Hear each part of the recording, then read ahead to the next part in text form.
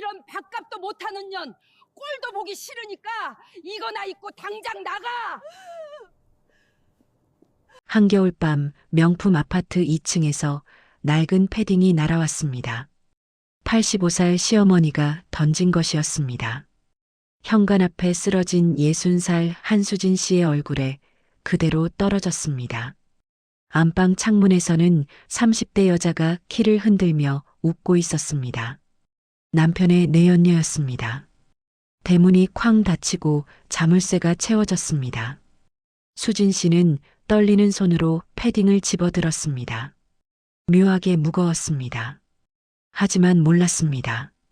시어머니가 저주처럼 던진 그 패딩 안에 수백억 원의 비밀이 숨겨져 있다는 것을.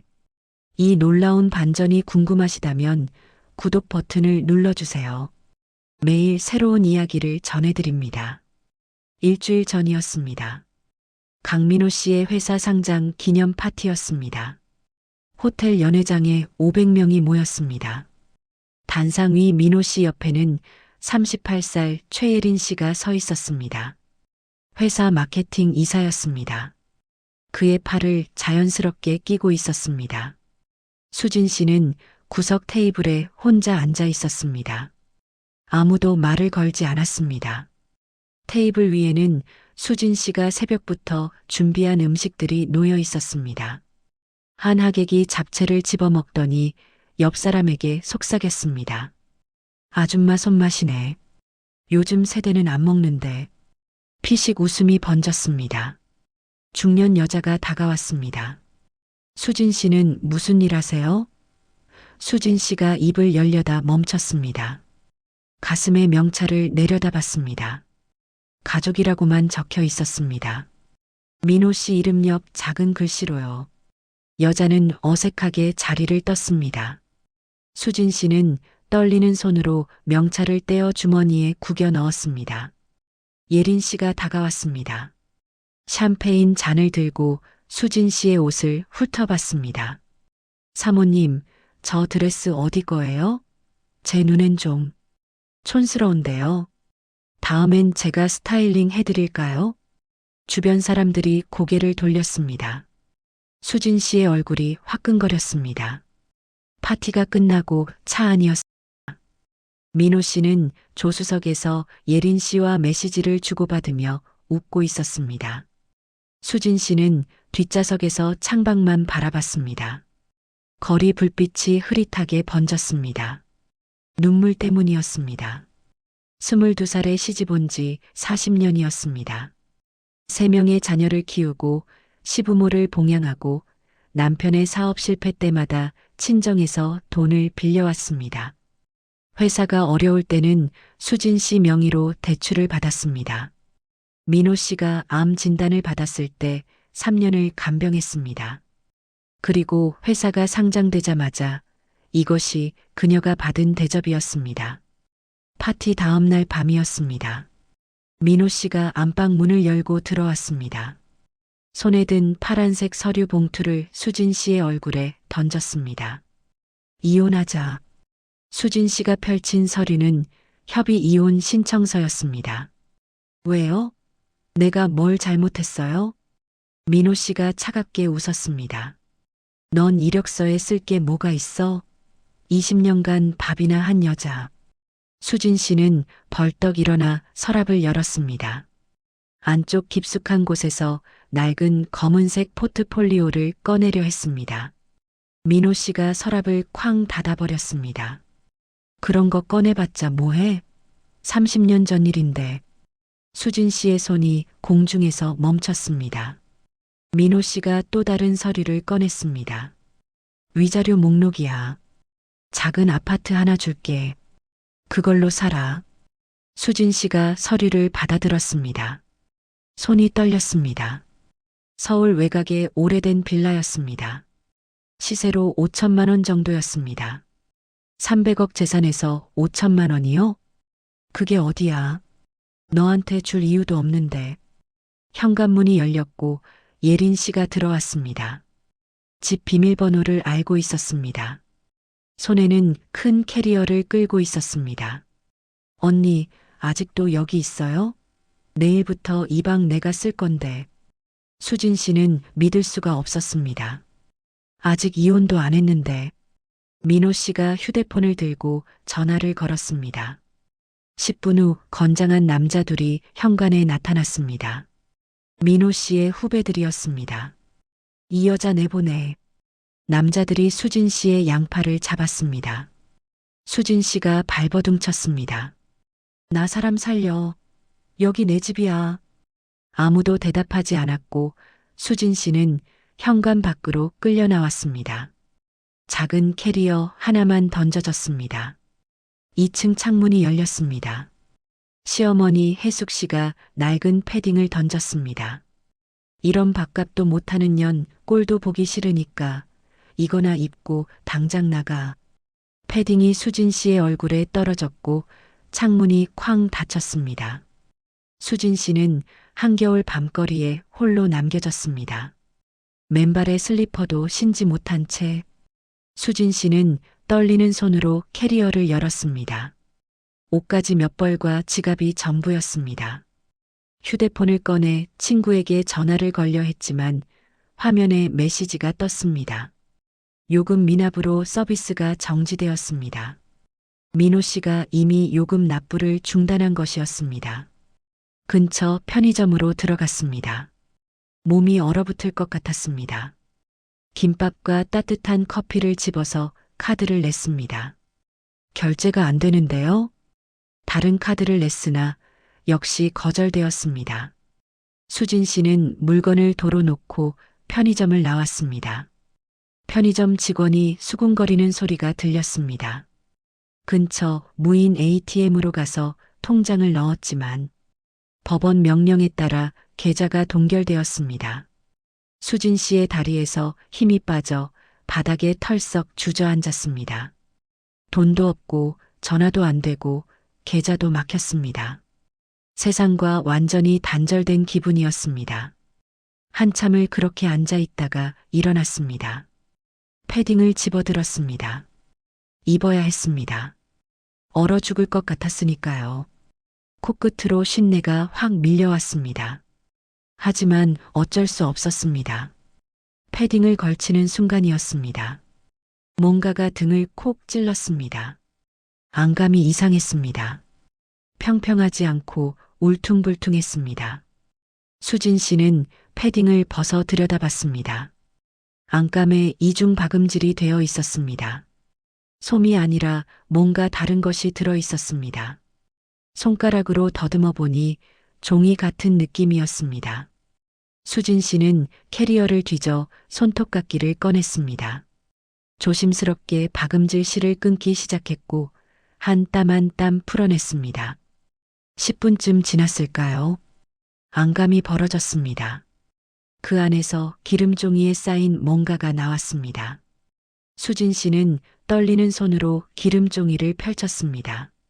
낡은 명함 한 장이었습니다. 문해숙 양장점 마이너스 명동 본점 1953년. 명함 뒷면에 손글씨가 적혀 있었습니다.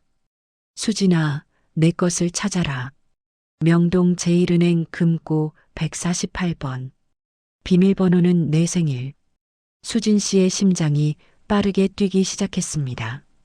시어머니가 남긴 메시지였습니다. 하지만 무슨 뜻인지 알 수 없었습니다. 다음 날 아침이었습니다. 수진 씨는 지하철역 대합실에서 밤을 보냈고 새벽 6시에 눈을 떴습니다. 온몸이 뻐근했고 명함을 다시 꺼냈습니다. 내 것을 찾아라는 말이 머릿속을 맴돌았습니다. 하지만 먼저 시어머니를 만나야 했습니다. 혜숙 씨는 2년 전부터 요양원에 있었습니다. 중증 치매 진단을 받았다고 했습니다.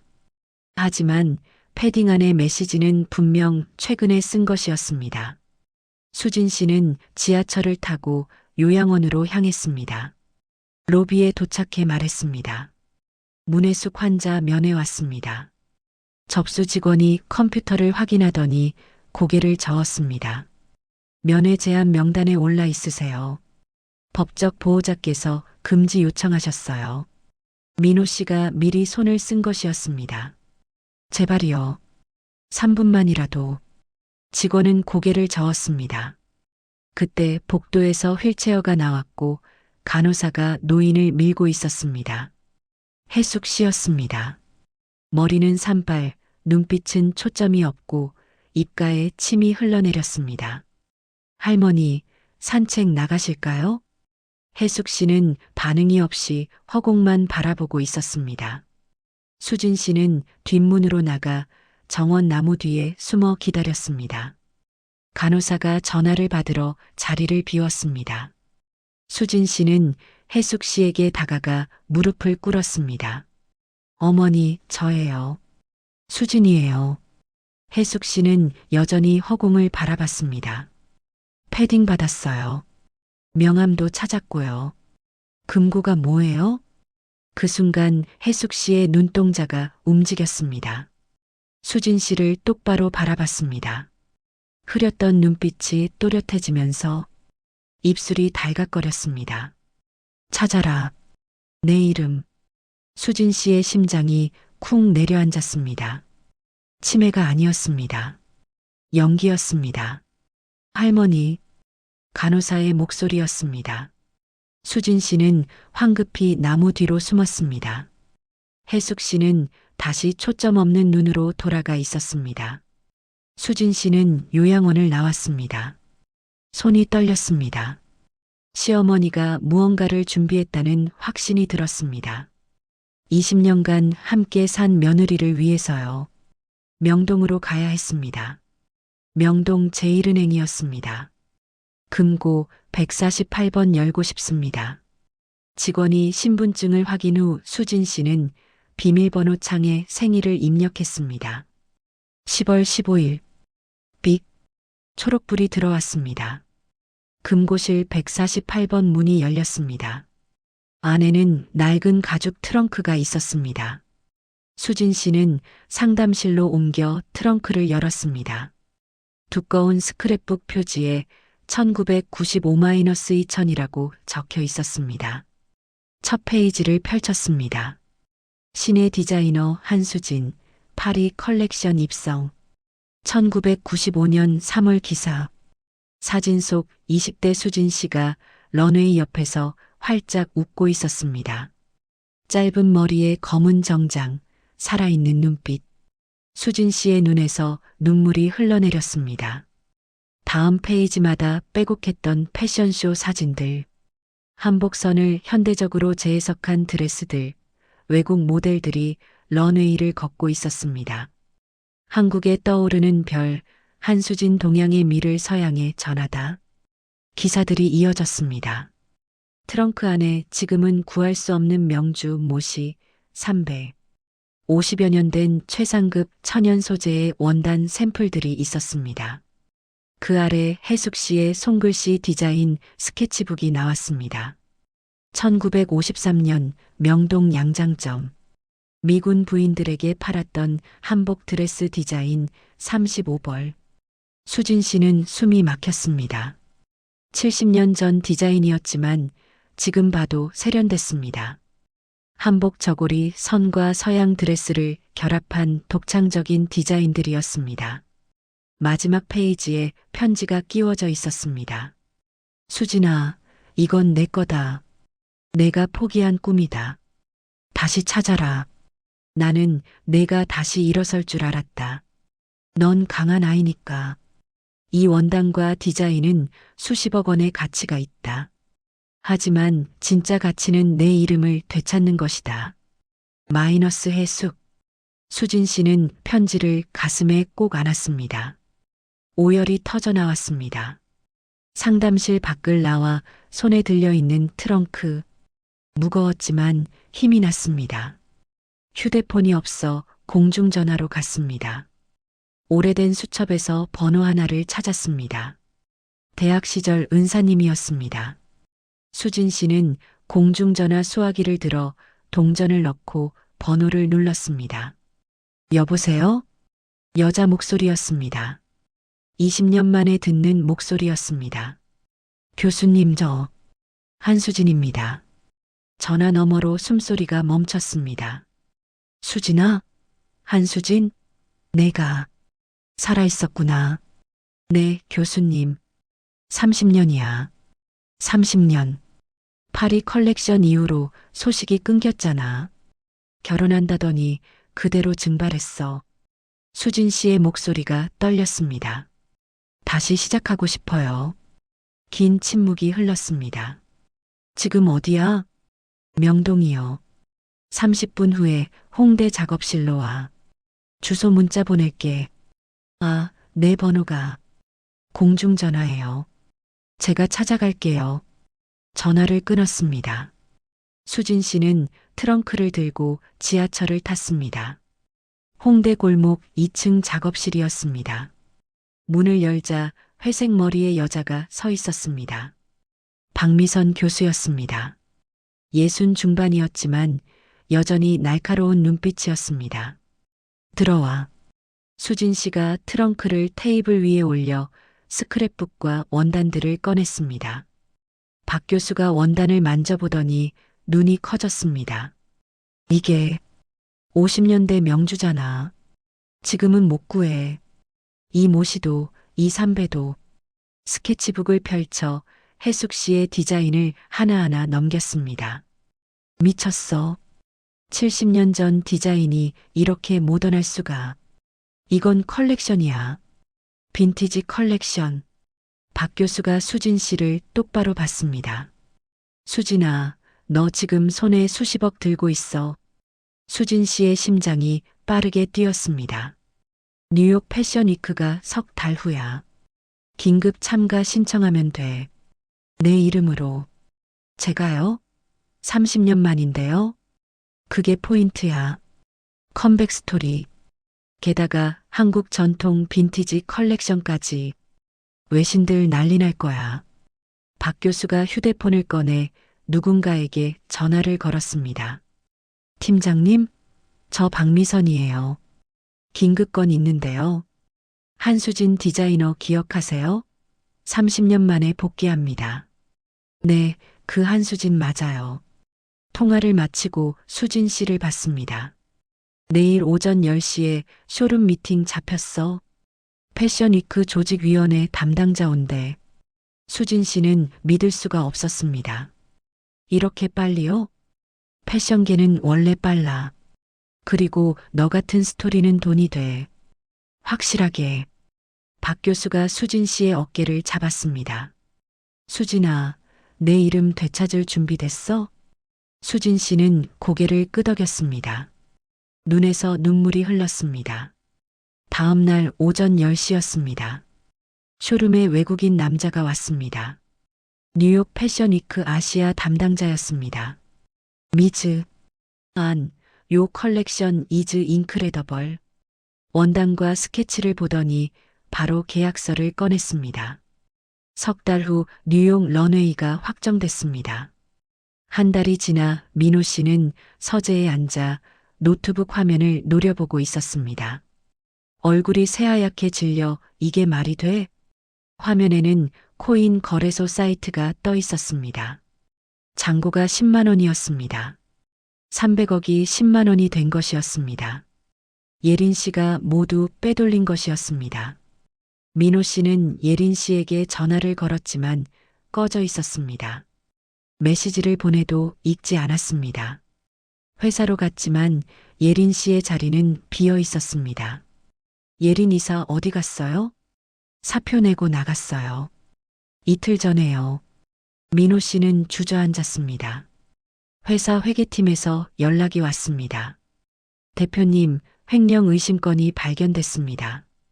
마케팅 예산 15억이 증발했어요. 예린 씨가 회사 돈까지 빼간 것이었습니다. 민호 씨는 집으로 돌아와 안방 금고를 열었습니다. 비어 있었습니다. 현금 5억이 사라졌습니다. 손이 떨렸고 힘없이 소파에 주저앉았습니다. 그때 법원에서 등기우편이 도착했습니다. 재산분할 청구 소송. 수진 씨가 낸 소송이었습니다. 이혼이 아직 성립되지 않았으니 재산을 반으로 나누라는 내용이었죠. 민호 씨는 비웃으며 나눌 재산이 어딨어? 다 날아갔는데. 하지만 다음 페이지를 보는 순간 얼굴이 굳었습니다. 피고 강민호는 원고 한수진에게 위자료 명목으로 이미 지급한 부동산 서울 외곽 빌라에 대한 소유권 이전 절차를 즉시 이행하라. 그 빌라였습니다. 민호 씨가 위자료랍시고 던져준 5천만 원짜리 빌라. 그런데 이상했습니다. 왜 그걸 다시 요구하는 거지? 변호사에게 전화를 걸었습니다. 그 빌라 소유권이 아직 이전 안 됐습니다. 대표님이 서류만 주고 등기는 안 하셨어요. 뭐? 그럼 아직 4명이야? 네. 그래서 상대 측이 즉시 이전하라고 소송 넣은 겁니다. 민호 씨는 피식 웃었습니다. 고작 5천만 원짜리 빌라 가지겠다고 소송을 해? 변호사 비용이 더 나오겠네. 변호사가 잠시 침묵하더니 말했습니다. 대표님, 그 빌라 최근 시세 확인하셨어요? 5천만 원 아니야? 한 달 전에 재개발 확정됐어요. 지금 시세 15억입니다. 민호 씨의 손에서 휴대폰이 떨어졌습니다. 석 달이 지났습니다. 뉴욕 패션 위크 당일 링컨 센터 백스테이지에 수진 씨가 서 있었습니다. 검은색 한복 재킷을 입고 머리는 단정하게 올렸습니다. 모델들이 수진 씨의 옷을 입고 있었습니다. 70년 전 해숙 씨의 디자인을 현대적으로 재해석한 드레스들이었습니다. 50년대 빈티지 원단으로 만든 옷들이었죠. 음악이 시작되고 첫 번째 모델이 런웨이로 나가자 객석에서 환호가 터져 나왔습니다. 두 번째, 세 번째 모델이 이어졌습니다. 수진 씨는 모니터로 객석을 봤습니다. 최전방에 민호 씨가 앉아 있었습니다. 일부러 초대한 것이었죠. 민호 씨의 얼굴은 굳어 런웨이를 걷는 모델들을 멍하니 바라보고 있었습니다. 마지막 모델이 준비됐습니다. 검은색과 감색이 어우러진 드레스. 자세히 보면 누빔 패턴이 들어가 있었습니다. 시어머니가 던진 그 낡은 패딩을 해체해서 만든 드레스였습니다. 모델이 런웨이로 나가고 스포트라이트가 드레스를 비추니 객석이 술렁였습니다. 카메라 플래시가 터졌습니다. 그때 백스테이지 문이 열렸습니다. 박 교수가 시어머니 해숙 씨가 타고 있는 휠체어를 밀면서 들어왔습니다. 수진 씨가 달려가 해숙 씨의 손을 잡았습니다. 어머니, 어떻게? 내가 봐야지. 내 딸이 해낸 거. 해숙 씨의 눈은 맑았습니다. 치매 환자가 아니었습니다. 어머니, 고마워요. 어머니 아니었으면. 고맙긴. 다 내가 한 거야. 스태프가 다가왔습니다. 디자이너님, 피날레 인사하셔야죠. 수진 씨가 해숙 씨를 봤습니다. 어머니, 같이 나가요. 내가? 네. 이건 어머니 작품이기도 하니까요. 수진 씨가 휠체어를 밀고 런웨이로 나갔습니다. 스포트라이트가 두 사람을 비췄습니다. 객석이 기립했고 박수가 터져 나왔습니다. 민호 씨만 얼굴이 새하얗게 질려 있는 채로 앉아 있었습니다. 박수도 못 치면서 말이죠. 수진 씨는 민호 씨를 똑바로 보면서 마이크를 건네받았습니다. 저는 한수진입니다. 30년 만에 돌아왔습니다. 목소리가 떨리지 않았습니다. 20년 동안 저는 가족이라는 명찰만 달고 살았습니다. 제 이름이 없었습니다. 하지만 오늘 제 이름으로 여기 섰습니다. 박수가 더 커졌습니다. 이 무대는 제 것만이 아닙니다. 85년 전 명동에서 양장점을 하시며 혼자 살아남으신 시어머니 문혜숙 님과 함께합니다. 수진 씨가 해숙 씨의 손을 들어 올렸습니다. 객석이 다시 기립했고 환호가 쏟아졌습니다. 민호 씨는 망연자실한 모습으로 자리에서 일어나 뒷문으로 빠져나갔습니다. 그날 이후로 수진 씨의 삶은 갑자기 화려해지지 않았습니다. 아침이면 수진 씨는 작업실에서 천을 고르고 해숙 씨는 창가에 앉아 커피를 내리십니다. 어머니는 가끔 제가 만든 옷을 만지며 말씀하십니다. 그래, 이건 내 옷이다. 저는 그 말 한마디로 충분합니다. 저는 이제 제 이름으로 살고 있으니까요.